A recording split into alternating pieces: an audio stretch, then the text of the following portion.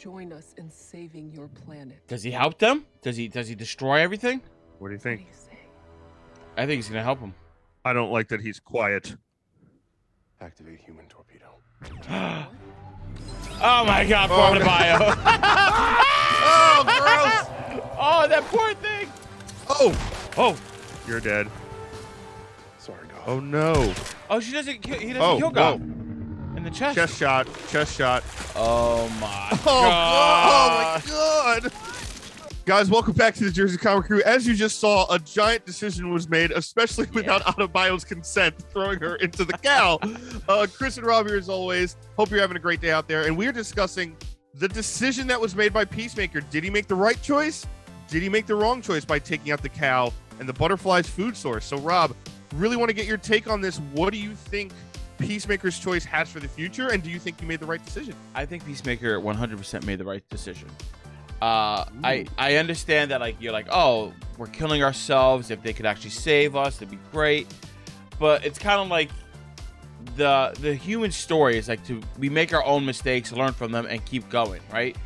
So it's like kind of like robbing us of that chance to like grow and potentially fix ourselves, right? And taking the easy way out. And this also kind of like shows Peacemaker's final decision, like he's grown as a person. Like Peacemaker, when we first saw him in Suicide Squad, would have sided with the butterflies and just rolled away. But we see the growth in him, and he learns what's right, what's wrong, how there's more gray area in the world than meets the eye. So him just making this decision just shows that, like, hey, I've grown as a person. I realize that peace by any means isn't really peace.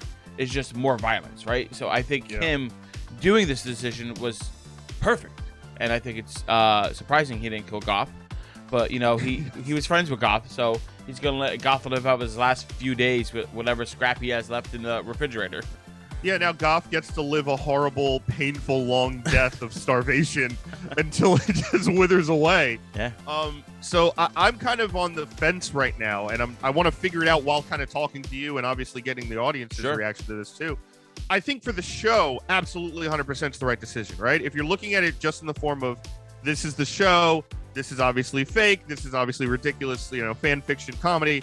Yes, he makes the right decision, right? You can't really have the butterflies always lingering over your head if you're doing season 2 and 3, right? Like, it's kind of like, when are they going to pop up? What's going to happen next? Are we just ignoring them the whole time? You know what I mean? Fair. So that aspect, yes, he made the right decision. As far as the moral dilemma / like societal questions that the latter part of this episode had overall, I don't know if he made the right decision. A part of me is saying, no, he did not make the right decision.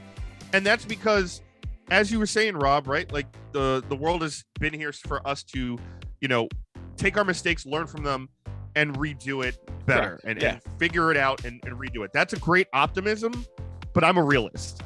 And on my side, we haven't done that. We're never going to do that.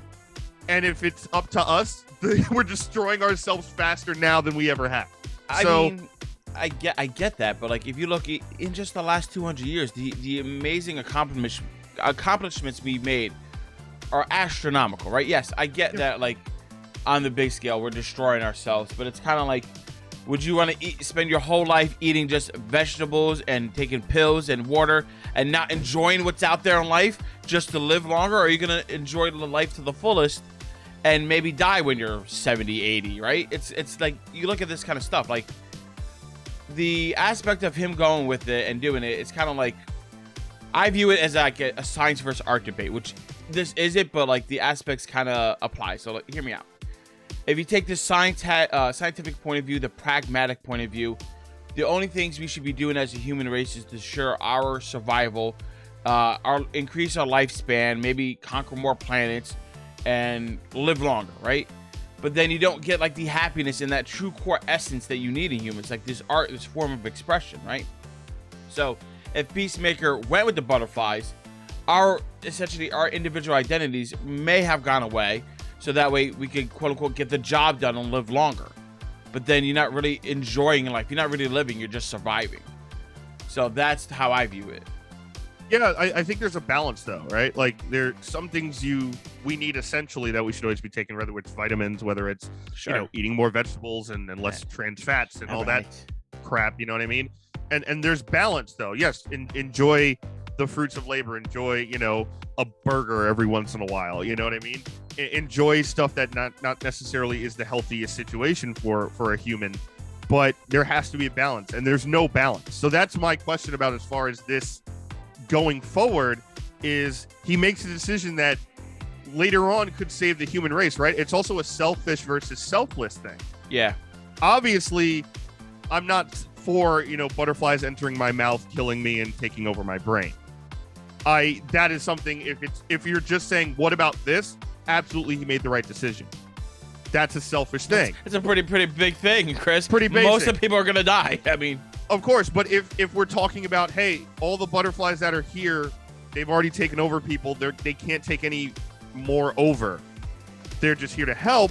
That changes it, I think, a lot when it comes to it, because again, like you said, Goff is still alive. What's to stop Goff from, you know, besides starvation, taking over another human and maybe using that human? What if it's a scientist and figures out a way to sustain itself? You know what I mean? Yeah. So, you know, what's to stop that? Which I think is still a lingering question. But I think for this particular question, it's a big one that also doesn't have a clear answer, which I think is part of the brilliance of it. Because the selfless side is, this is the only way we will stop destroying ourselves. They've seen it before. We can stop it better with this. Yeah. Why would you trust politicians? Why would you trust the people of this earth who have just destroyed everything? So, but it's kind of, I think there's a hint of realism there of like, hey, this is it. It is what it is at this point. But here's what we could do to maybe stop it. And who wants to be a butterfly? I see that point of view, right? But like Peacemaker making this decision, in my mind, kind of like finalizes him as a superhero, right? So the whole pragmatic point of view is like the needs of the many outweigh the needs of the few, aka some of you guys are going to get taken over by butterflies, the rest of us are going to be saved, right? Would Superman ever sacrifice one life to save other people? No, he's going to find another way to save everybody's life, right? Even though it's going to be harder, it's going to be a lot of damage on him, it's going to take a while.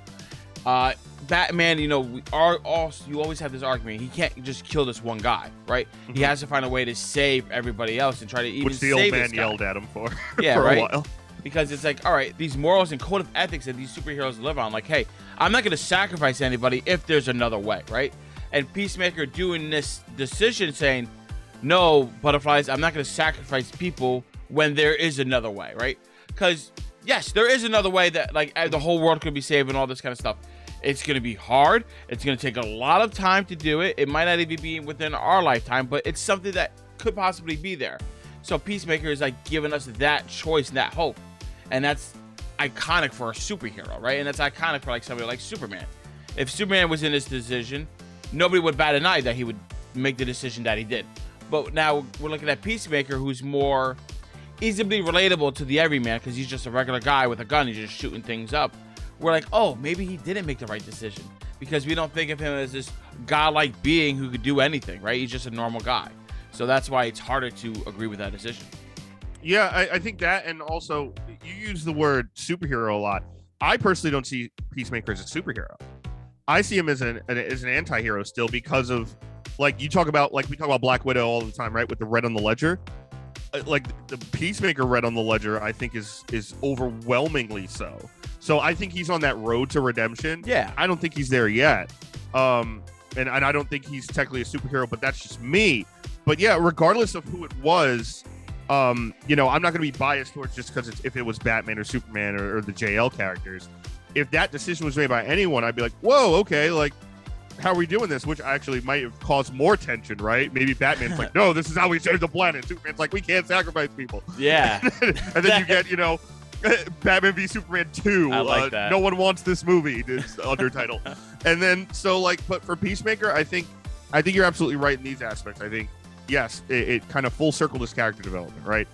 Making the harder choice, not the easy way out. Taking that into effect, taking the people he now cares about into effect.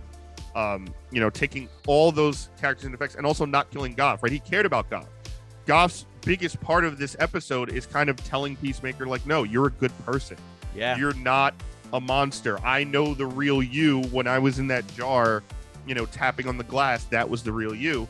So I think, yes, I think for the show, absolutely made the right decision.